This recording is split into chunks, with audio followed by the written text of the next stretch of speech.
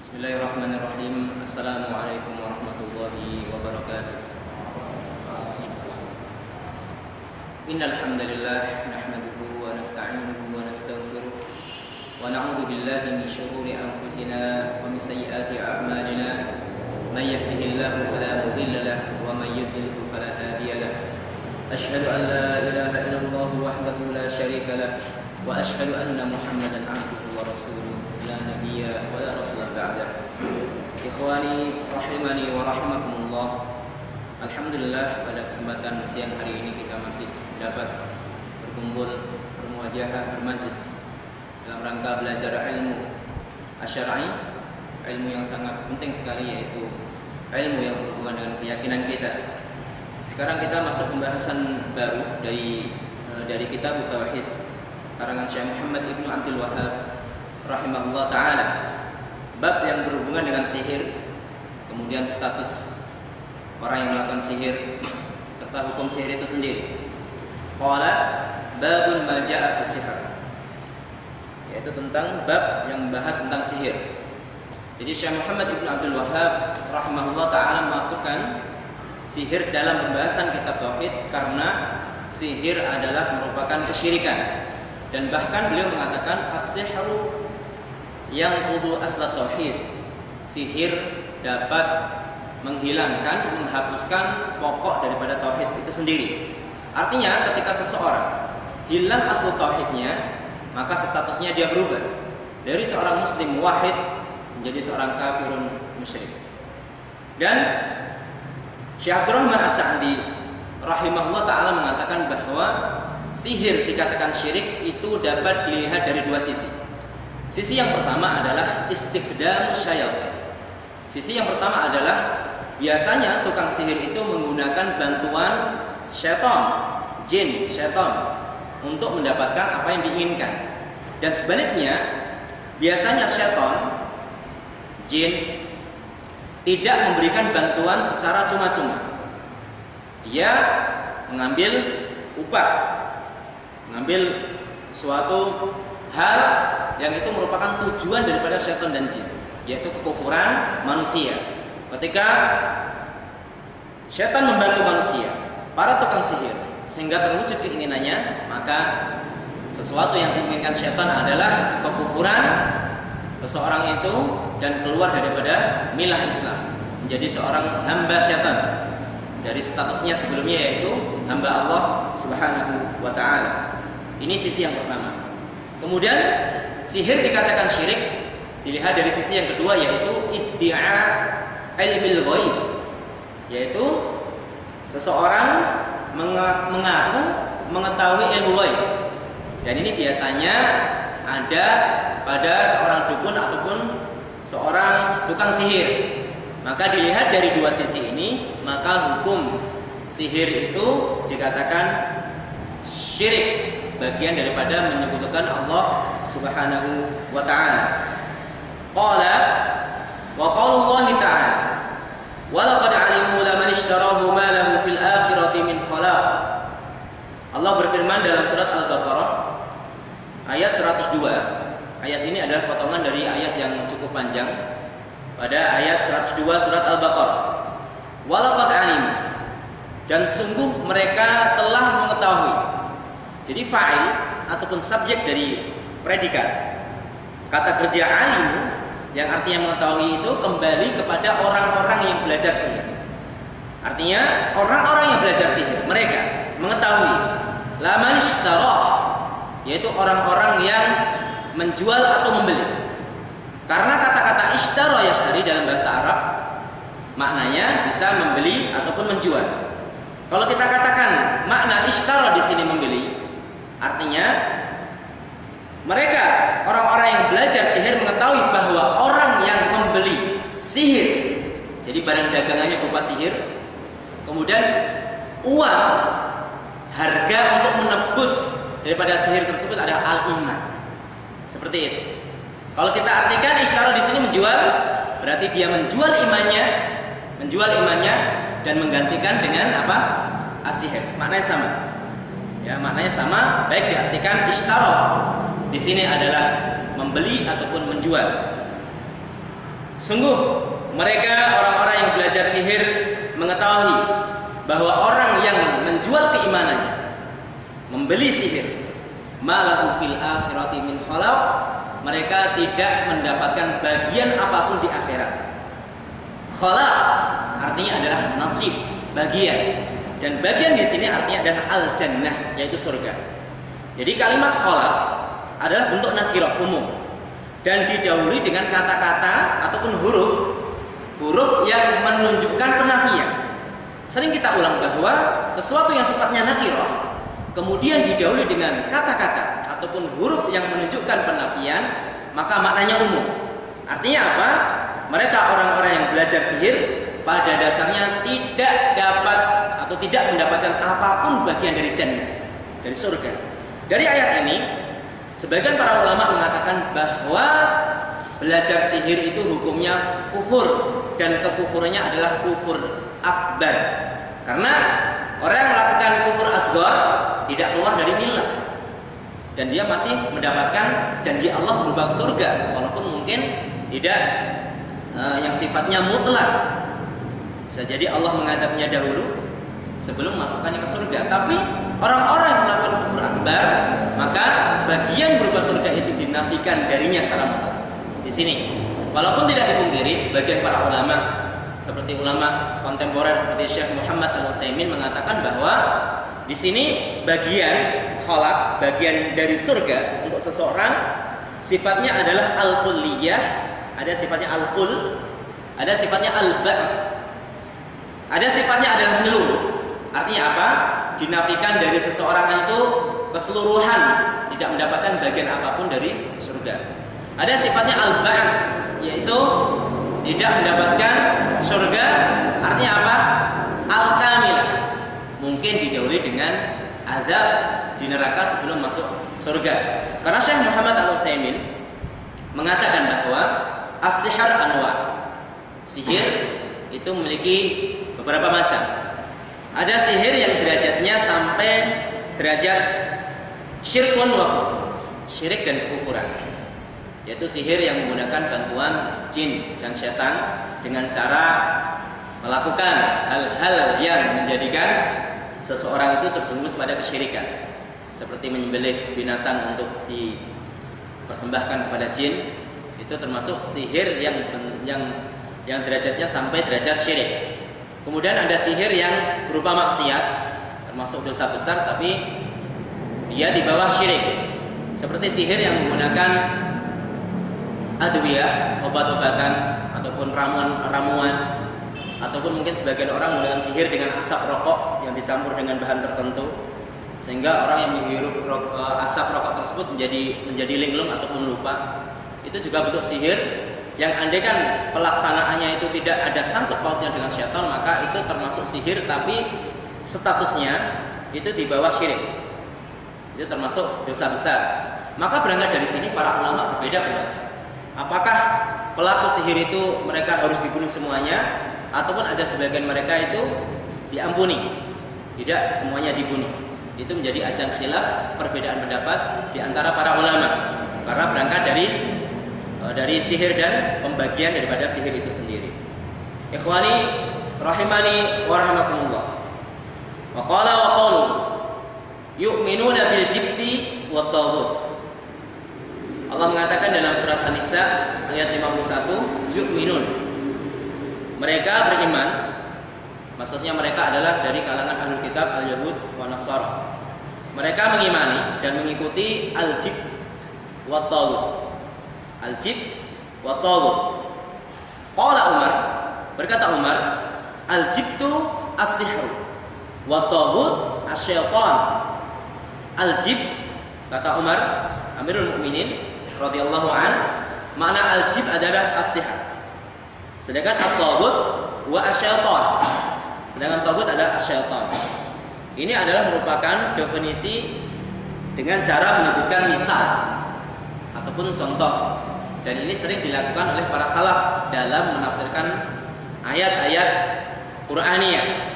Seperti mereka menafsirkan firman Allah dalam surat Fatir ayat 32. Summa awrathnal kitaba alladziina istafaina min ibadina faminhum zalimun li nafsi wa minhum muqtasid wa minhum sabiqun bil khairati biidznillah. Jadi dalam ayat ini ada 3 bagian dari kalangan ahlul qiblah ataupun sering disebut dengan ahlul milli. Disebut milli nisbatan ilal millah. Maka kalau antum mendapatkan sesuatu istilah al-milli, artinya adalah orang-orang yang masih dianggap di dalam milah Islam ini. Orang-orang ahlul qiblah ataupun ahlul millah dibagi menjadi 3. Dalam ayat ini disebutkan zalimun li nafsi, orang yang menzalimi dirinya sendiri. Kemudian muqtasid, pertengahan.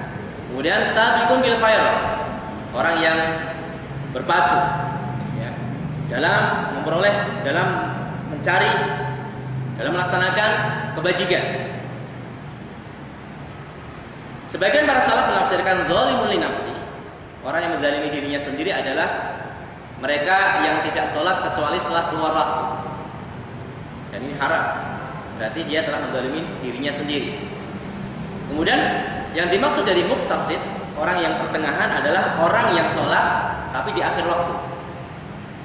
Kemudian sabiqun bil khairat, orang yang berpacu, orang yang dahulu ya, dalam melaksanakan kebajikan. Maksudnya adalah mereka yang sholat di awal waktu. Tafsir seperti ini adalah tafsirun bil misal.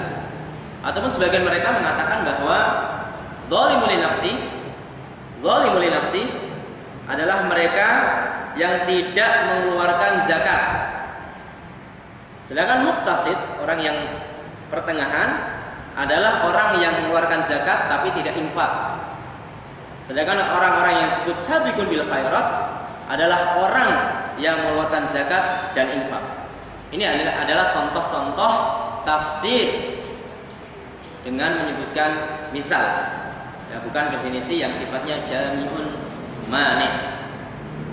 Ikhwani rahimani wa rahimakumullah, wa qala Jabir, dan berkata Jabir, at-tawaghi kuhana kana yanzilu alaihim syaitan fi kulli hayyin wahid. Berkata Jabir bahwa at-tawaghi, togut-togut itu adalah kuhan, yaitu para dukun.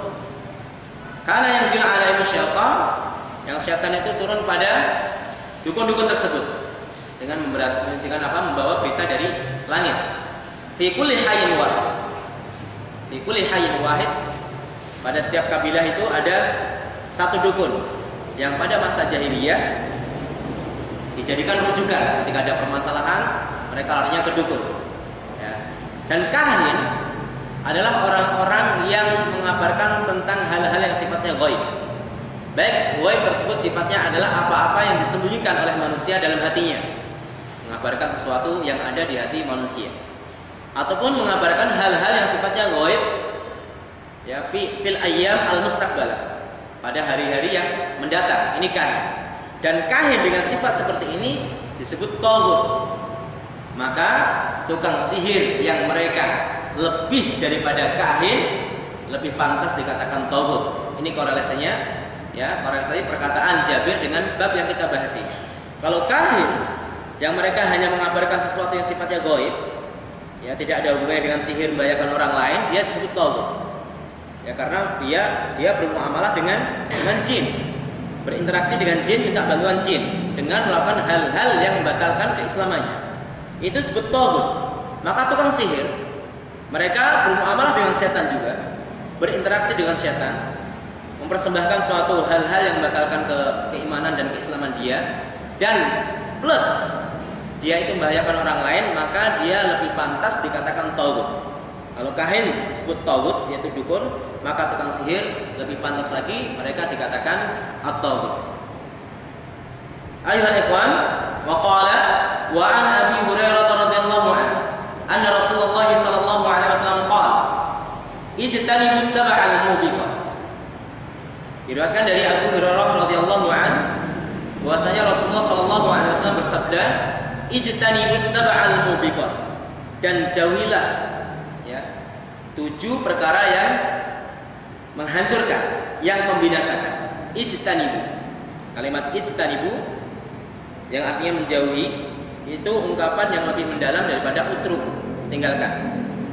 Karena ijtanibu diambil dari kata janab ataupun janib.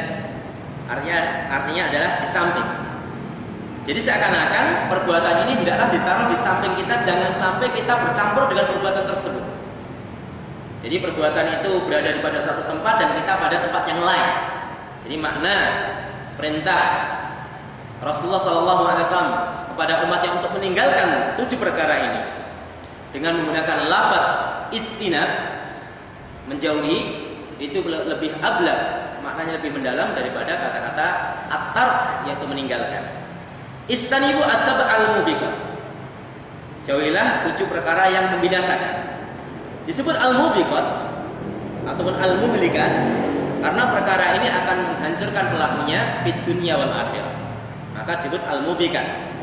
Al-mubiqat artinya adalah yang menghancurkan, dan ini termasuk dosa besar.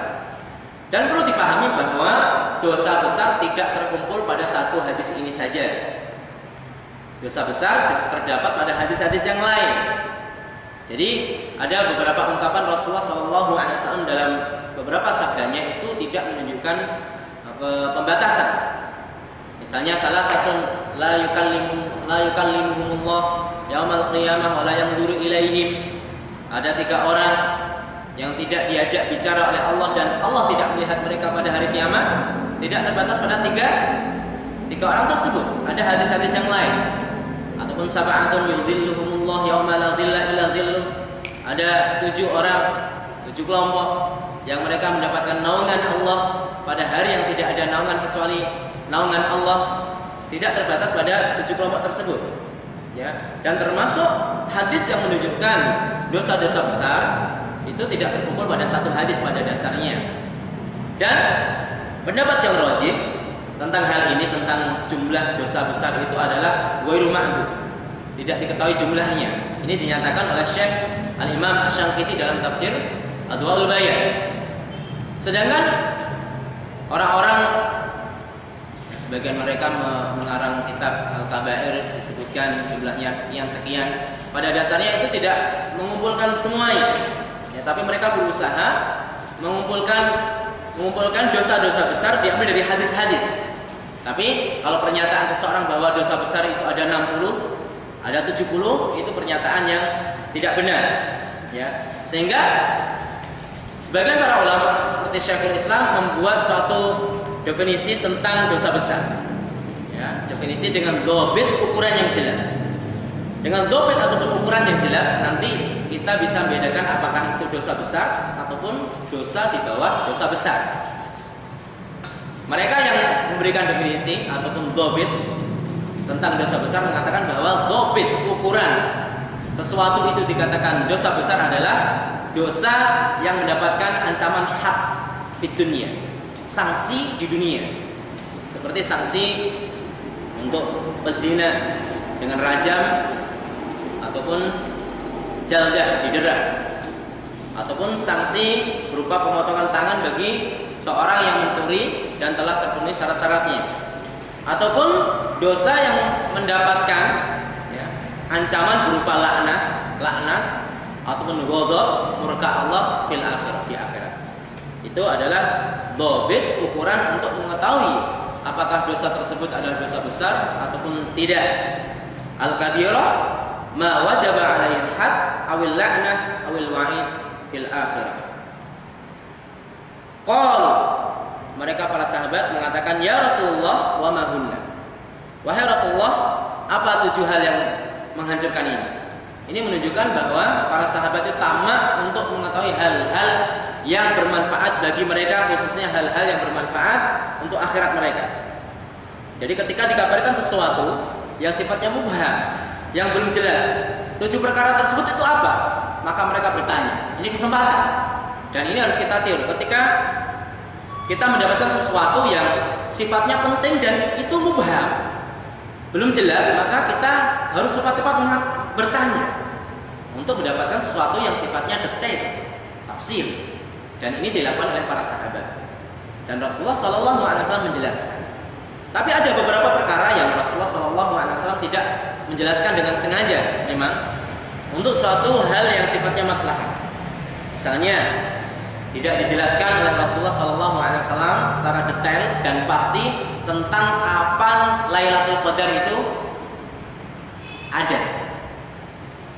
Kapan? Ketika mungkin tahu, oh malam sekian, mungkin orang-orang meninggalkan ibadah pada malam-malam yang lain, santai-santai, dan pas di malam Lailatul Qadar dia ibadah sungguh-sungguh.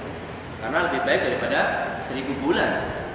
Berapa tahun itu? Mungkin 80 tahun kalau kita itu. Dan Rasulullah juga tidak menjelaskan tentang 99 nama Allah yang dijanjikan dalam hadis bahwa barang siapa yang ihsa menghafalkan, mengamalkan, maka dia masuk surga. Rasulullah tidak menjelaskan secara tafsil nama Allah ini tidak. Tapi mubham saja 99. Ya, nama Allah yang kalau orang menghafalnya maka dia masuk surga. Dan tidak terbatas menghafal pada dasarnya. Karena supaya orang itu sungguh-sungguh ya, mengumpulkan nama-nama Allah sampai berjumlah 99. Ada hadis yang menunjukkan hal tersebut, namun hadis yang menunjukkan hal tersebut statusnya tidak sahih. Yaitu Rasulullah menyebutkan secara ta'yin ya dengan jelas nama-nama Allah yang jumlahnya 99, tapi hadis tersebut statusnya tidak sah. Qalu ya Rasulullah wa ma hunna? Apa 7 perkara yang menghancurkan itu ya Rasulullah? Qala asyirk. Pertama kali Rasulullah menyebutkan adalah asyirku, yaitu dosa menyebutkan Allah Subhanahu wa taala, was-sihr dan sihir. Kita perlu pahami bahwa sihir, sebagaimana kita sudah sampaikan bahwa sihir termasuk bagian daripada syirik. Namun sihir ini diulang seakan-akan memiliki sesuatu hal yang sifatnya harus diperhatikan. Dosa pertama adalah syirik, kemudian yang kedua adalah sihir. Para ulama menyebutkan model seperti ini adalah zikrul khas ba'dal. Penyebutan yang sifatnya khusus setelah penyebutan yang sifatnya umum. Ini menunjukkan bahwa as-sihr ada sesuatu yang membutuhkan perhatian. Karena selain dia syirik, sihir juga merupakan dosa yang membahayakan manusia, membahayakan orang lain. Maka dengan alasan seperti ini sebagian ulama mengatakan tukang sihir la yustatab. Tukang sihir itu tidak diberi kesempatan untuk bertobat. Sebagaimana diberikan kepada pelaku dosa yang lain, yaitu dosa-dosa kekufuran yang lain. Karena bahaya sihir itu tidak hanya terbatas pada pelakunya saja, berupa penyekutuan kepada Allah. Tapi dosa ini berhubungan dengan orang lain. Kalau diberi taubat nanti dia bisa merusak. Maka penyebutan yang sifatnya khusus setelah penyebutan yang sifatnya umum itu menunjukkan sesuatu yang lebih, membutuhkan suatu perhatian yang khusus. Ini thalib, misalnya ini mahasiswa semuanya, mahasiswa dan si fulan ini Ahmad Syarifuddin misalnya, mahasiswa semuanya dan Ahmad Syarifuddin habis acara ini makan. Jadi Ahmad Syarifuddin punya kekhususan tersendiri karena dia juga masuk dari bagian mahasiswa, tapi disebutkan khusus dzikrul khas ba'dal 'am. Ya, model seperti ini menunjukkan hal-hal yang disebutkan khusus adalah merupakan sesuatu yang memiliki sesuatu yang lebih, yang harus diperhatikan. Kemudian yang ketiga, waqatlun nafsil lati haramallahu illa bil haqq. Yang ketiga, sesuatu yang menghancurkan yang ketiga adalah membunuh jiwa yang Allah haramkan kecuali dengan al-haq. Pada dasarnya ada 4 bagian atau 4 orang yang haram dibunuh. Yang pertama adalah seorang muslim, kecuali dia melakukan suatu pelanggaran yang menyebabkan halal darahnya. Sebagaimana disebutkan dalam hadis Ibnu Mas'ud, seorang pezina yang sudah nikah, seorang yang membunuh orang lain tanpa dasar yang jelas, maka qisas. Kemudian yang ketiga adalah orang murtad, at-tariku lidinihi al-mufariq lil jamaah, orang murtad. Kemudian yang kedua adalah az-zimmi, orang zimmi, yaitu orang-orang yang hidup di negara kaum muslimin. Mereka mendapat perlindungan harta dan darah mereka, serta mereka membayar upeti kepada pemerintah Islam, baik mereka dari kalangan orang-orang Yahudi, Nasrani ataupun orang Majusi. ataupun selain mereka. Ini menurut pendapat yang rajih. Karena sebagian ulama mengatakan tidak ada orang dhimmi kecuali 3 bagian ini. Sedangkan yang lain tidak masuk, tidak bisa dikatakan dhimmi. Jadi dhimmi adalah orang kafir yang hidup di wilayah kaum muslimin, yang mereka mendapatkan jaminan dengan syarat berikan upeti. Ya, bagi yang mampu. Kalau yang orang tua renta sekali, ya, ternyata dalam sirah kita dapatkan itu diangkat kewajiban bayar upeti. Dan ini bukan maknanya semena-mena terhadap orang kafir, tidak. Dengan upeti tersebut dijadikan jaminan keamanan mereka. Ya, berbeda dengan sekarang tentunya. Kita hidup merdeka, ya, tapi masih bayar ini, banyak ada pajak ini. Allah musta'an. Ya, kondisinya malah lebih bagus orang dhimmi ya daripada orang muslim. Maksudnya dilihat dari sisi ini. Tapi kalau status seorang muslim jauh lebih tinggi di sisi Allah dilihat dari agama dan iltizamnya. Maksudnya status kondisi, tekanan-tekanan sifatnya sosial dan tekanan-tekanan sifatnya politik. Allah musta'an. Kemudian yang ketiga adalah al-mu'ahid. Al-mu'ahid adalah orang-orang kafir yang tinggal di wilayah selain Islam, tapi dia memiliki perjanjian dengan pemerintah Islam, sehingga mereka juga haram diperangi, haram ditumpahkan darahnya. Kemudian yang keempat ini ada al-musta'man, orang yang mendapatkan jaminan keamanan baik dari perorangan dari kaum muslimin ataupun pemerintah. Misalnya ada orang kafir datang dari luar mendapatkan keamanan dari perorangan, itu pun haram dibunuh pada dasarnya. Ya. Misalnya seorang datang ke wilayah kaum muslimin, ada seorang muslim mengatakan dia berada di wilayah keamanan saya pribadi, maka haram hukumnya, membunuh dia haram. Dan ini perlu kajian yang lebih detail lagi tentang al-kafir al-musta'man, orang-orang kafir yang mendapatkan keamanan, ya. Karena sebagian orang-orang yang ekstrim dalam pengkafiran, karena sudah mendasarkan semua pemerintah itu kafir dan guru-gurunya kafir semuanya, maka keamanan yang mereka berikan itu tidak dianggap, sehingga orang kafir masuk ke negara Islam sudah halal semuanya. Allah musta'an. Dan sekali lagi hal ini suatu perkara yang besar, tidak bisa kita itu menisbatkan pada si fulan dan si fulan, apalagi belum diketahui ilmunya secara pasti, ilmunya belum diakui, artinya kaliber kapasitas dia juga tidak, ya, belum diakui. Maka hati-hati hal-hal yang sifatnya yang berhubungan dengan penumpahan darah seseorang itu harus lebih berhati-hati. Ayolah ikhwan, itu adalah orang-orang yang diharamkan dibunuh kecuali dengan jalan hak dan adil. Wa aklur riba, yang selanjutnya adalah makan riba. Dan makan riba bukan berarti dikonsumsi saja.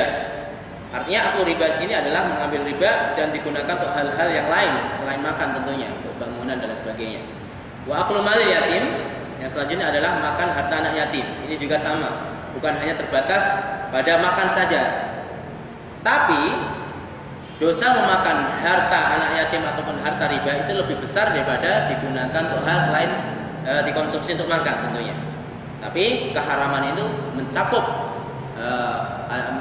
hal-hal yang sifatnya dikonsumsi ataupun di luar konsumsi, untuk bangunan ataupun untuk beli peralatan apapun. Wa tawalli yaumaz zahf, dan kemudian termasuk bagian yang membinasakan adalah lari dari medan pertempuran, kecuali untuk hal-hal yang diperbolehkan, untuk mengatur siasat ataupun dalam kondisi yang sangat susah, jumlahnya berlipat ganda, itu dibolehkan untuk lari dalam rangka mengatur siasat ataupun dalam kondisi tertentu. Wa qatful muhsanatil ghafilatil mu'minat, dan menuduh wanita baik-baik. Al-muhsanat, orang-orang baik-baik, al-afifat, yang suci, al-ghafilat, yang mereka itu lalai, artinya tidak pernah terpikirkan berbuat fahisyah, berbuat keji, berbuat zina, tidak pernah terdetik dalam hatinya, dituduh, ya. Al-mu'minat, apalagi dia seorang al-mu'minat, ini termasuk dosa besar. Lalu bagaimana menuduh seorang mukmin itu dengan zina? Maka pada dasarnya adalah sama, menuduh seorang mukmin yang dia ghafil, yang tidak pernah terpikir dari hatinya untuk melakukan suatu perbuatan zina, maka menuduh dia termasuk dosa besar, masuk dalam wilayah ini. Ya. Cuma menuduh seorang mukminah, seorang wanita beriman itu lebih sadis, karena hal itu berhubungan dengan nasab seseorang. lebih muskilah nanti. Berbeda dengan tuduhan pada seorang mukmin, kamu zina. Ya. Kamu zina, itu bahaya juga. Cuma berbeda ketika kita mengatakan pada seorang mukminah, kamu pezina. Apabila dia mengandung, maka pengaruh. Ini anak siapa? Maka akan merusak nasab.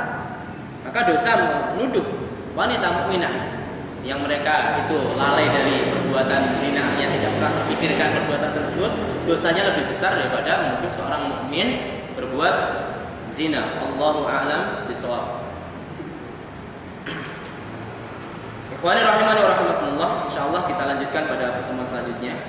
Ada beberapa asar yang masih belum kita bahas. Insyaallah pada pertemuan selanjutnya kita akan bahas hal-hal yang berhubungan dengan sihir, dari had, hukum pelaku sihir, kemudian bagaimana hukum belajar sihir, kemudian apakah sihir itu hakikat ataupun khayaliyah. Nanti insyaallah akan kita bahas secara rinci pada pertemuan selanjutnya. Aku qouli hadza billahi taufiq wal hidayah. Assalamualaikum warahmatullahi wabarakatuh.